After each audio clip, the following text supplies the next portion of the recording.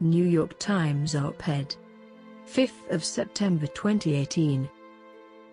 By an anonymous senior White House official in the Trump administration. I am part of the resistance inside the Trump administration.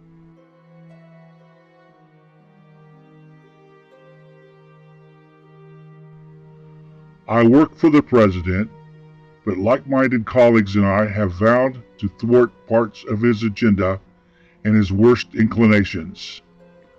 President Trump is facing a test to his presidency unlike any faced by a modern American leader.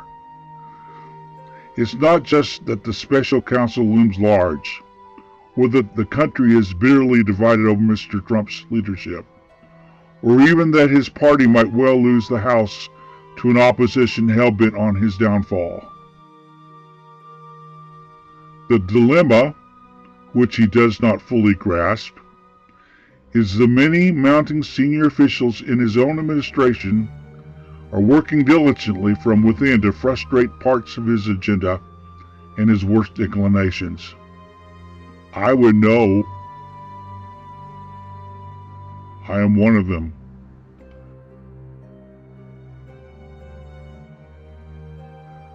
To be clear, ours is not the popular resistance of the left. We want the administration to succeed and think that many of his policies have already made America safer and more prosperous. But we believe our first duty is to this country, and the president continues to act in a manner that is detrimental to the health of our republic.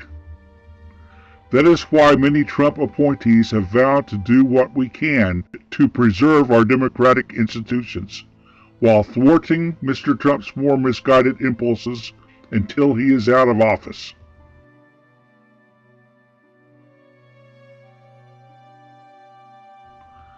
The root of the problem is the president's amorality. Anyone who works with him knows he is not moored in any discernible first principles that guide his decision-making. Although he was elected as a Republican, the president shows little affinity for ideals long espoused by conservatives: free minds, free markets, and free people. At best, he has invoked these ideals in scripted settings. At worst, he has attacked them all outright. In addition to his mass marketing of the notion that the press is the enemy of the people, President Trump's impulses are generally anti-trade and anti-democratic. Don't get me wrong, there are bright spots that the near-ceaseless negative coverage of the administration fails to capture: effective deregulation, historic tax reform, a more robust military, and more. But these successes have come despite, not because of, the president's leadership style, which is impetuous, adversarial, petty, and ineffective. From the White House to executive branch departments and agencies, senior officials will privately admit their daily disbelief at the Commander-in-Chief's comments and actions. Most are working to insulate their operations from his whims. Meetings with him veer off topic and off the rails. He engages in repetitive rants, and his impulsiveness results in half-baked, ill-informed, and occasionally reckless decisions that have to be walked back. There's literally no telling whether he might change his mind from one minute to the next, the top official complained to me recently, exasperated by an Oval Office meeting at which the president flip-flopped on a major policy decision he'd made only a week earlier. The erratic behavior would be more concerning if it weren't for the unsung heroes in and around the White House. Some of his aides have been cast as villains by the media, but in private they have gone to great lengths to keep bad decisions contained in the West Wing, although they are clearly not always successful. It may be cold comfort in this chaotic era But Americans should know that there are adults in the room. We fully recognize what is happening, and we are trying to do what's right even when Donald Trump won't. The result is a two-track presidency. Take foreign policy. In public and in private, President Trump shows a preference for autocrats and dictators, such as President Vladimir Putin of Russia and North Korea's Kim Jong-un, and displays little genuine appreciation for the ties that bind us to allied like-minded nations. Astute observers have noted, though, that the rest of the administration is operating on another track, one where countries like Russia are called out for meddling and punished accordingly, and where allies around the world are engaged as peers rather than ridiculed as rivals. On Russia, for instance, the president was reluctant to expel so many of Mr. Putin's spies as punishment for the poisoning of a former Russian spy in Britain. He complained for weeks about senior staff members letting him get boxed into a further confrontation with Russia. He expressed frustration that the United States continued to impose sanctions on the country for its malign behavior. But his national security team knew better. Such actions had to be taken to hold Moscow accountable. This isn't the work of a so-called deep state. It's the work of a steady state. Given the instability many witnessed, there were early whispers within the cabinet of invoking the 25th Amendment, which would start a complex process for removing the president. But no one wanted to precipitate a constitutional crisis.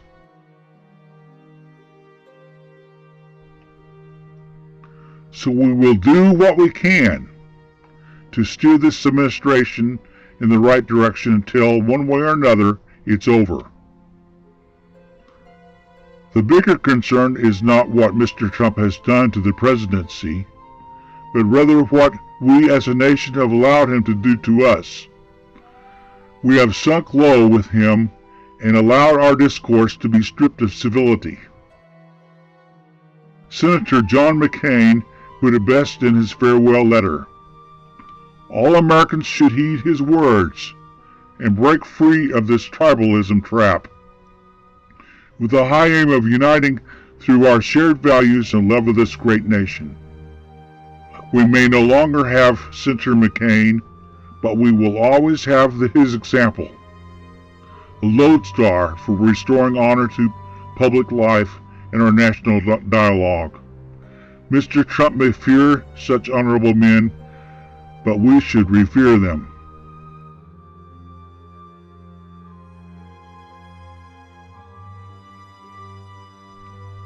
There is a quiet resistance within the administration of people choosing to put country first. But the real difference will be made by everyday citizens rising above politics, reaching across the aisle, and resolving to shed the labels in favor of a single one, Americans.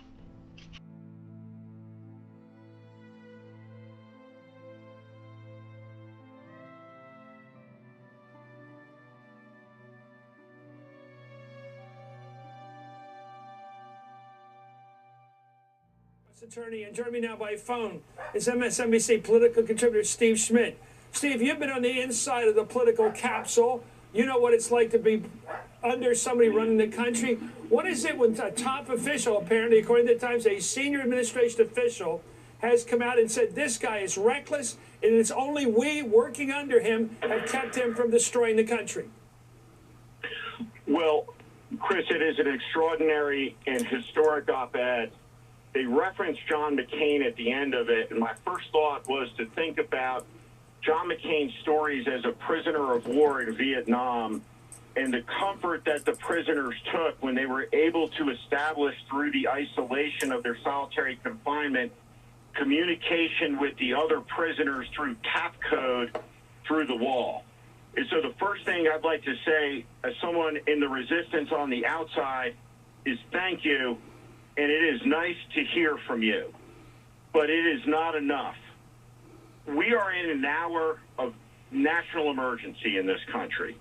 That is evidenced by the president's behavior and erratic behavior that we see in public every day, by the account of this op-ed, and of course by Bob Woodward's book, a journalist of the highest standards and reputation who has distinguished himself over a lifetime of meticulous reporting about how the powerful act. We know that this administration is vile, corrupt, and likely criminal.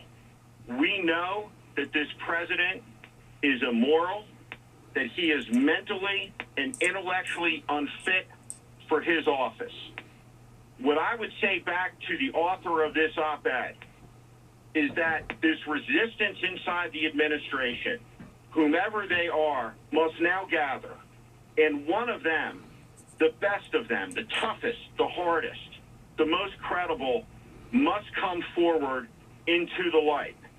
They must take the full step, and they must tell the American people the truth, because the American people deserve to know. We are a nation of 325 million people on a planet of 6 billion. And this vile, immoral, corrupt, indecent, dangerous, intellectually unfit president is a danger to all of us. And they have an obligation to the country, to the Constitution, to every American patriot from Nathan Hale on. Nathan Hale, who said, "I regret only that I have one life to give up for my country." We're not asking them to do that. We're just asking them to come forward and tell the truth. The truth in a moment of crisis that's different than the emergency. And the crisis is the political cowardice in the country, acute in the Republican Party, where not one person will step forward and say enough is enough with his assault on objective truth, on the rule of law, on liberal democracy. Enough is enough with his fetishizing autocratic dictators around the world, assaulting and assailing our allies. Enough. Who will step forward? That question now is foremost in my mind reading this. We need someone in the public to tell the truth.